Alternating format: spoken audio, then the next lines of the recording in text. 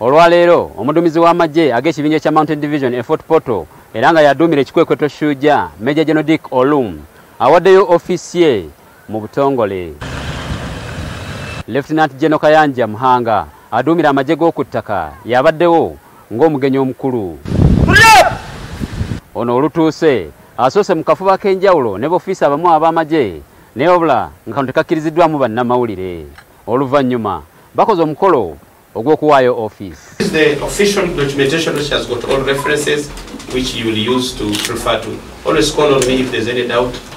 Call on me to ensure you get any detail that's not very clear. Is the interoperability communication from the FRDC.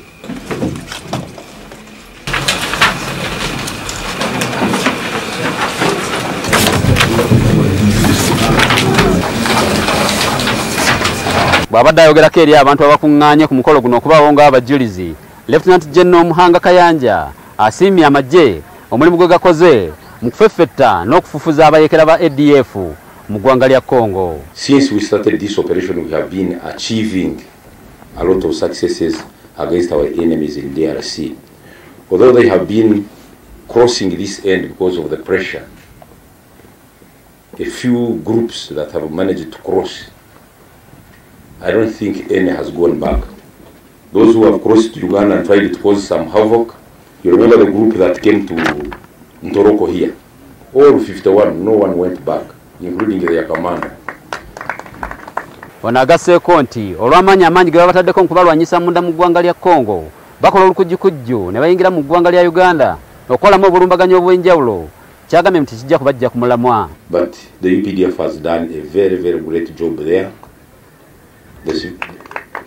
The civilian population in the eastern DRC have gone back to their homes, right from these other areas of Mboga, those areas of Maribong, those areas of Zunguruka.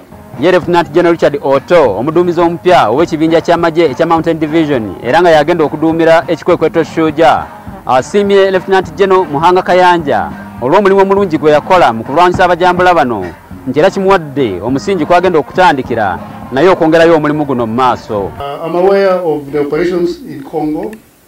I'm aware of the challenges we shall handle, and I'm going to build on the achievements which were started by the commander of land forces, who was the first commander of this division and Operation Shujaa in Congo. I will definitely cherish the great memories and thoughts of and memories throughout my entire remaining life in service and on earth. History is already written in black and white and on the global media that once again a tour of duty has come to an end and we must move on. Abaire mseija murungi kandi mseija omurwani anyana kwine engeso kandi owaine ihangalie hamtimu itwena tuketumurora ha TV nebeke nagenda mbyona. Major General Dick Olum wakwolekera eggwanga lya South Sudan ogenda okutuukiriza obuvunaanyizibwa mukama we President Museveni bwe yamukwasizza ogenda okuduumira ekibinja ky'amagye ekitebenkeza emirembe mu ggwanga lino. Nze David Bukenya wano mu kibuga Fort Portal.